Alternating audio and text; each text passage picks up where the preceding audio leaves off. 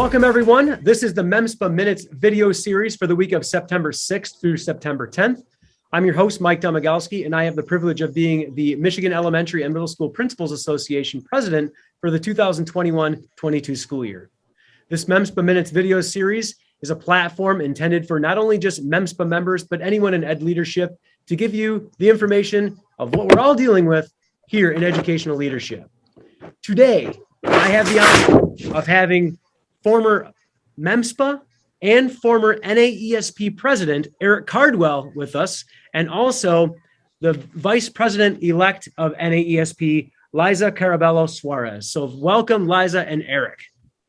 Thank you, Mike. It is a humbling experience to have you both on this call, and I really appreciate you both being here. So once again, we're going to talk about some ed leadership topics, but really focused on NAESP, what it does, how it supports principals, maybe how people can get involved, really just giving everybody the information on that. And I know, Eric, you as a former president, and Liza, right in the thick of things, being vice president-elect, you have a lot of great information to share for our ed leaders out there. So whoever would like to go first, Eric, I'm going to actually give it over to Liza going first. You want to tell us a little bit about yourself, Liza? Sure. Thank you. I was born and raised in public school in public housing in Brooklyn, New York City. And I have served as the principal of PS 120, the Magnet School of Architecture, Engineering, and Design, located in District 14 in Brooklyn, New York.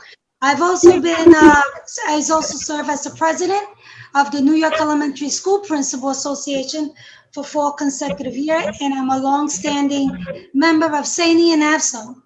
And for my whole entire life, I have actually fought for equitable education for all students. That is outstanding. And once again, it's an honor to have you on here as the current vice president-elect of NAESP. And once again, we also have Eric. Eric, you want to introduce yourself a little bit for people that are listening and watching? Sure. Greetings, everybody. My name is Eric Cardwell. I was a building principal teacher in Lational Community Schools in the Eastern Upper Peninsula, and most recently retired out of Alpena Public Schools in Northeast Michigan. And people ask me how I ended up in the UP. How did I end up in Alpena?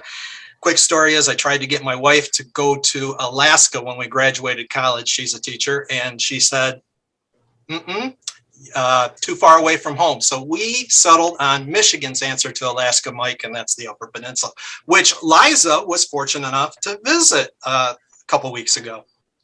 That is awesome. And that's kind of the power of not only just MEMSPA, but NAESP as well. It's just that collaboration and that connection we all have, right? Which I'm sure we'll get into in a couple minutes.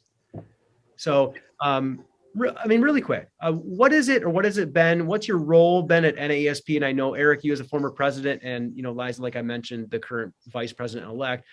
Either of you can take this. How have you been involved with NAESP? What has your role been? Well, Mike, I ended my Michigan presidency wondering what's next as far as staying involved. I knew I wanted to continue to stay involved with MEMSPA, but I wanted to push myself, much like your MEMSPA Minute. And thank you for doing this program for our association. And that what next was to run as zone director for the National Association of Elementary School Principals. And our zone is Zone 6. It encompasses Michigan, Wisconsin, and Iowa. And I was fortunate enough to serve in that capacity, and then decided on a run for the presidency. First time, I lost by just a handful of votes. Lost to Brian Parton, a good friend of mine. He did wonderful things for our association, but I decided to throw my hat back in the ring second time, and it worked out, and I was able to serve as national president for 2018 and 19. So that's really been my role embedded within that. It's been a tremendous amount of opportunity going out onto Capitol Hill, visiting various states. I had the opportunity to visit your school, Mike, and Liza's school as part of that 5,000 mile road trip in 13 days. So it is really getting the pulse of educators, not just in our state, but across the nation to advocate. It's been for me, and I'd be interested to hear Liza, it's perspective. It's been it has been the highlight in my professional career. Humble highlight. Awesome. I've been a member for NASP for quite some time, and I have to say that a couple of my roles have been director at large, representing minority at the elementary level. And it's something that I love because, again, I'm going to mention I am a true believer in diversity, equity, and inclusion. And this is something that as principals and leaders, regardless if you're in a building or you just deal with children in general, you have to have that focus, and that has to be on the front line of your mind all the time when dealing with students, staff. And I have been blessed that I've also have been invited to become part of the NAESP National Task Force on Equity and Race, which it has continued. I have continued to have the opportunity to live and promote the mission of let's work together, whether it's bias, whether it's social and emotional. I mean, it all ties in. And this has been the opportunity I've been given through NAESP. And the most important thing is that being in these roles, you meet people and members that also believe in what you believe in, that also want answers to how can you have those tough conversations with either staff or with students. So it's really, really been something that has actually been deep in my heart and my mind. And I've been able to meet people like Eric and others who believe in the same thing I believe. That's outstanding. And I'm just going to highlight two quick things that were mentioned, one by each of you. The advocacy portion and the DEI, the diversity, equity, inclusion portion. I mean, I think Eric nailed it on the head when he talked about advocacy. That is one of the pillars for MEMSPA's strategic plan. So that's interesting that you say that is something that we are absolutely focusing on. And what's interesting about it is, Liza, you mentioned DEI, diversity, equity, inclusion. That's another pillar of MEMSPA's strategic plan. So those alignments and those passions that you have are true. Those are things that we absolutely need to be passionate about. And we need to have these conversations at the forefront. It's essential. It's not just something. These things are everything. We're not advocating for our principals and our profession, education, educational leadership, teachers included. And if we don't consistently bring up to the forefront diversity, equity, inclusion, I think we're not doing our profession justice. We have to continually bring those up. So I appreciate you mentioning those two things. A little bit more about NAESP for those that are listening or watching. Why is NAESP important to be involved with? Why is that membership important? And potentially what offerings, what does it provide those people that are members? Either one. I'm gonna jump in. Yeah. One of the most important aspects of being involved with NAESP is the wide relationship that I have built throughout the years. That's so important. The collaboration, the connection that you can create when you give, the comfort zone, regardless of what state you are, you all realize that you're fighting for the same thing. You're working on the same thing, whether it's the lack of funding, whether it's teacher retention, whether it's diversity, equity, inclusion for all students, whether it's the next program you have for English language learners or those with learning disability. The most important thing is that through these networks, you can actually reach someone in Michigan like Eric and say, hey, do you have some information? Do you have articles? One of the most important things that I have to say right now is that through NAESP, I meet people all the time, but through those relationships, you become family. Eric, I'm going to share this information. Don't make me cry. I call Eric my brother. And I have to, we share this information. I'm going to share this information because it's very touching to my heart and emotional. Eric and I became very good friends and we share information, but more important, the relationship that our families established bonded so well that through it became not only a professional connection, it became a personal connection. And I invited Eric to Puerto Rico and we had a wonderful time. And then Eric invited me to the Upper Peninsula this summer. And, to not only be with family, but also enjoy where each person lives. And it's something that you have to experience it, because this is what NAESP is about. It's about networking, not only professional, but it also becomes family. And you go to the next level. Eric, there's so many relationships you can get involved with, but Eric built on that. Well, and I guess, Mike, for me, it's about being involved in something larger than yourself that makes you a better leader and a better person. And we could go through the litany. You can go to NAESP.org and you can see the litany of programs, from the mentoring programs to the Aspiring Principals Academy and all of those, the podcasts, all of those pieces. But Liza really hit it on the head. If you've been a part of MEMSPA and you know that magic that MEMSPA brings, that family feeling. When I first got on the board, I wondered, what would that be like? And NAESP, whether you're on the board or a general member, once you start going to these activities, it's just like MEMSPA. You have a lot more colleagues literally across the globe. Yeah.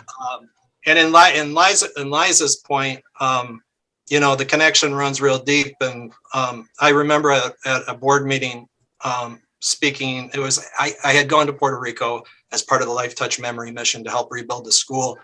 And at the end we had a break immediately after, and Liza came up and she asked, there were tears in her eyes, and I hope you don't mind me sharing that, Liza, but she had tears in her eyes, and she just said, would you ever want to go back? And I said, in a heartbeat. And what she didn't share is that both her and her husband's, their parents live over there. So again, it just like MEMSPA goes back to that relationship piece. There's great programming that's afforded through the National Association. I mean, one of the big strengths is that I see blossoming is our coordinated efforts with AASA, the superintendent's program. We've worked with them on the National Aspiring Principals Academy. When COVID first broke out, we did a Live at 5 in conjunction with AASA to help support educators across the nation as they tried to come to terms with COVID. So there's just a lot of different offerings. And I guess probably the biggest thing is, Mike, you serving as Michigan's president, Liza serving as the New York City principal's president, and myself. We never expected ourselves to be in these positions, right? I mean, the way that you get involved is just to jump in. Don't be one of those, don't be a wallflower on the sides of the gym.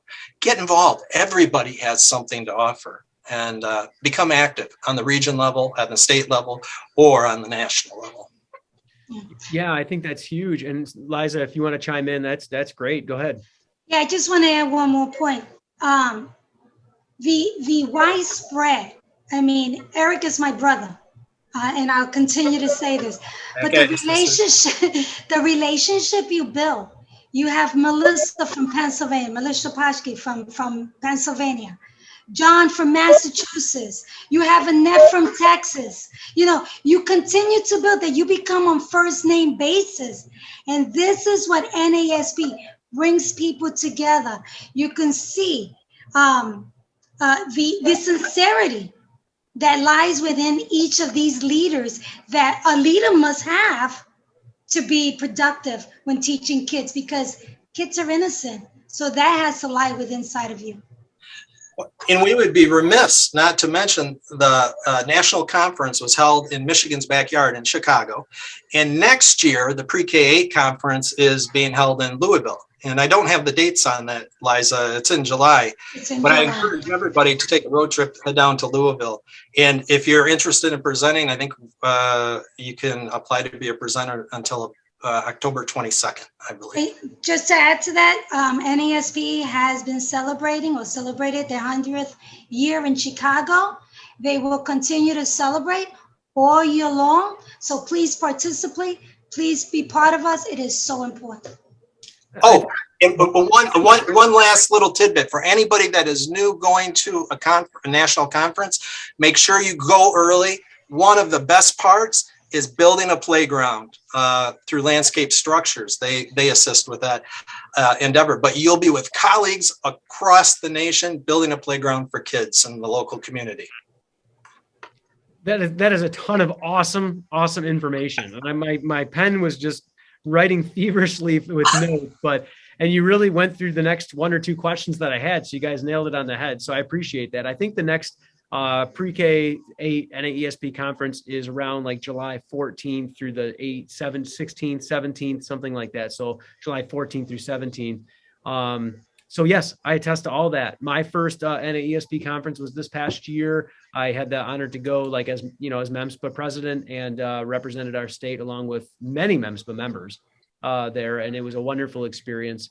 And I can't wait to go for next year. I'm literally looking forward to it. So, and Mike, didn't it feel like home, like you were at home with family? Yeah, it totally did. And for the MEMSPA members that are watching, it felt like, our annual conference, which Eric has gone many times. I've gone many times. It felt like that, but on a bigger scale. But I felt just as comfortable. I didn't know as many people, but you felt like family. You really did. And it was very, very comfortable. The structure was the same. The app was the same for the program. I mean, it was just very, very comfortable. And I didn't feel uncomfortable about speaking up in any of the sessions that I attended. I felt, just welcome as welcome could be. And it felt like my 6th or 7th or 8th time going, although it was my first. So I'm very much looking forward to next year. And if anyone has any questions about NAESP, please reach out to myself, MEMSPA, Liza, Eric. Just search our names. We'd love to have a conversation with you about it. And, the biggest thing is relationships. It's about being involved and being collaborative and jump in. Like Eric said, it just takes you to jump in and just ask. And then once you're in, you're in. You're like a fish in water. Once you're hooked and you're in the boat, you're not leaving the boat. You're in there. So really quick, maybe a minute or two, any suggestions? We're entering a new school year. Some people have started already school. We have different, not to get too specific with anything, but we're entering a new school year. Any suggestions that you maybe can give principals and building leaders as we're beginning our new school year? Maybe some words of wisdom or anything like that you have. Liza, go ahead. You go first. I'm kind of on the periphery, but I have my thoughts. Well, I have a couple of things on mine to suggest anybody who's doing first time or beginning a school year. Lead by example. Model the traits that you want your staff members to display. That's important. Delegate. Establish relationship and of trust. When you have a meeting, make it matter. Get the team involved. Don't just be the one constantly facilitating. Get your staff involved. Ask them how their summers were. Get to know their families. Welcome them, because everybody, especially during COVID, everyone, adults, we always talk about the kids, but we forget about teachers. They're adults, and they have gone through some hardship themselves, and some of them are quiet. Look for the quiet ones, because that's really important. Listen to all the community stakeholders and reflect daily. Always ask yourself, okay, what's one thing I can do better tomorrow that I did today? So you won't stress yourself out. Trust your staff. Your staff is going to carry out your school goals. They're going to work with you. Have fun with your kids. We understand it's about work, but don't forget the social and emotional part. They want to get involved, and a lot of kids are still withdrawn, and some of them are really scared about coming back. So just have fun. Be visible. Be friendly. Be caring to your school community. You're there for a reason. Be visible constantly and balance. What I mean by balance is stick to a work schedule that you know that at a certain point you got to go home and be with your family. And if you live by yourself and you live alone, you know what? Take a nice, cup of coffee for those who like coffee, a nice cup of wine, watch something funny, listen to some jazz, take a walk around. But most importantly, be calm, because this too shall pass. You'll be all right. Have faith. You'll be okay. Eric? A lot of what Liza had already has already stated. Just continue to exercise that lead learner philosophy, be thoughtful, empower others to lead on staff. With the National Aspiring Principals Academy, a lot of aspiring administrators made the comment that others saw something in them before they saw it in themselves. And so identify those people at the start of this year to help you and to bring about the next level of leadership that will eventually take everyone's place. Take a lunch. My biggest mistake for over 24 years was never to take a lunch. Take a 15-minute break, get outside, do a walk around the parking lot, go out and play with the kids. Exercise that break, that self-care, that relationships, be involved. But Mike, when you asked this question, it reminded me of I think a tweet I made about 2 days ago, and I just said reflection. The positive and hopeful attitude you demonstrate will be reflected in the eyes of the students and the school community you work alongside. Be the light leading through the difficult times and shine brightly. And it's providing that normalcy as best as you can for the students, because they're clamoring for that. So I thank everybody, you two included, for what you continue to do for students, and the folks that are watching this, because there has never been a more rewarding job in the world, but at this time there's never been a more difficult job. And this is the time for us to rise up as educators and continue to lead. Yeah, I agree with everything you've said. As a building leader, and Liza, you're right in the middle of thick of things, just like I am. And, I'll just be vulnerable here for about 30 seconds, but you both mentioned the self-care portion. And when I really opened up and was vulnerable to that and really accepted that self-care is beneficial, I didn't accept that. And I kind of was like, yeah, it's okay. But once I did that, and now I do take a break, and no one even realizes that I do. During the school day, the teachers don't realize it. My secretaries don't realize it. I take a break in my office. I close my door and I'll be vulnerable. I hop on Headspace. I do. I'm not promoting it. I'm just saying that's what I do. That's what gets me balanced. And Liza, you mentioned that. It helps out a ton. I do it with my headphones about 5 minutes a day, or as much as I can, 10 minutes sometimes. I'll try not to skip a day, but it does help. And oftentimes I'll do it at home as well. And my wife has finally caught me once or twice. But I try to, do it by myself, and I need the balance. And that makes me leave work at work and home at home, because I think it's more important to make sure that I'm present at home, because your family is so important, and you need that balance. You can't be consistently taking work home with you. So I appreciate you saying that. So really quickly, before we end, is there anything else that you'd like to share from your seat, from your experience, from anybody listening or watching this? Anything else you'd like to share, especially as it pertains to NAESP? Go ahead, Eric. I was just going to say, can I share something about leadership in general? Yep, anything you want. So it was about a month ago, I went out to the mailbox. And despite what Mike may think, I just don't drink coffee all day. I do some other things, but I did go out to the mailbox beforehand, before not doing anything. And there was a letter. And, it's been 2 years since I've retired, and there was a letter from a student in the mailbox. And I read this not about myself. It's about the profession, right? And the impact that Mike and Liza and everybody else out there has. But it just said, "Dear Mr. Cardwell, thank you for being a helpful principal to me." I'm like, man, this has been 2 years after the fact. But he said, the student said, "The thing I remember the most is when you let me play your VR headset. So think out of the box.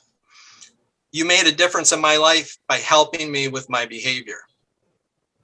Thank you for always being there for me. And I really loved your snake." I had a snake in my office, a live snake. And so my point in telling folks that is that what you do today is going to be remembered in the future, and the impact that you can play on the lives of kids. So never underestimate, no matter how busy your day gets, because it gets busy, the impact that you're gonna hold on those people, and it's the pebble in the pond, right? Yep. And the ripples. So. Yep. Thank you, Liza. Sure. NAESP has a lot of materials to offer all members, written by principals who share similar experience. My personal experience, I'm gonna pretty much say, is always share leadership, collaborate with others, and create a culture of inclusion. I'm gonna share a quick story, a 30-second story. I was just working during the summer school with high school kids. And this high school child student came up to me and said, you know, you don't remember me. Of course, he's taller than me. He has braids, he's wearing glasses. And I go, no, I don't. He said, I love going to your school because you really cared for me and my family. And I'm looking at him, I'm like, but I always care. He goes, no. You don't remember. My parents were mute. They couldn't talk. They were deaf. They couldn't talk. And you didn't know how to do the sign language, but you found ways to communicate and make my parents feel so comfortable that now I want to do what you did for my parents to help others.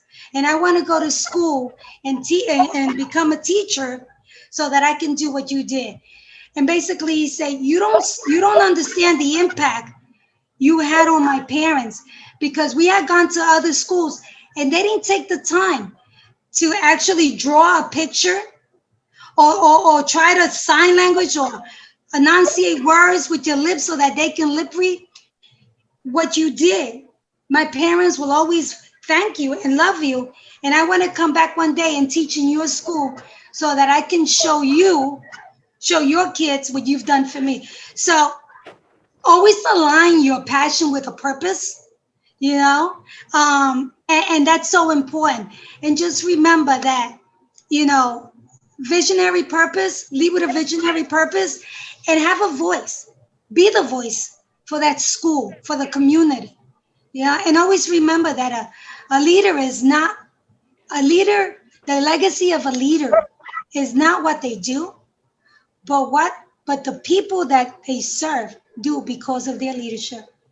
And that was what that little kid did and brought me back home. Yeah, that's an amazing story. Thank you for sharing that. And Eric, yours as well. It's an outstanding letter, and it's both are very heartfelt.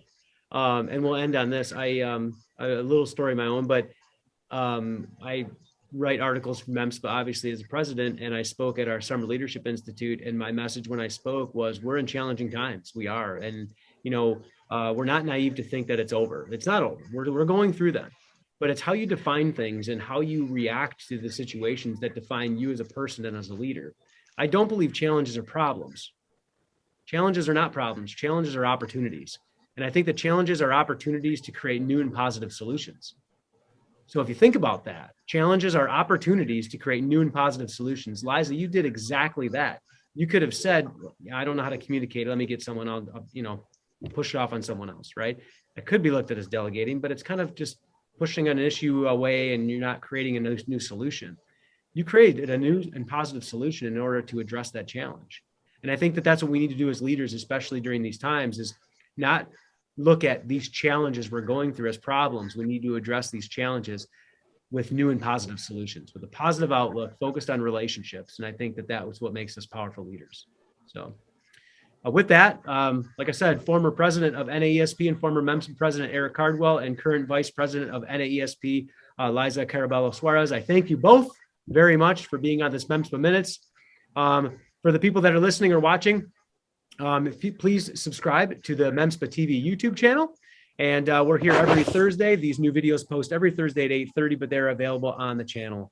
So from me, Mike Domagalski, the current president of MEMSPA, the Michigan Elementary Middle School Principals Association, I bid you adieu.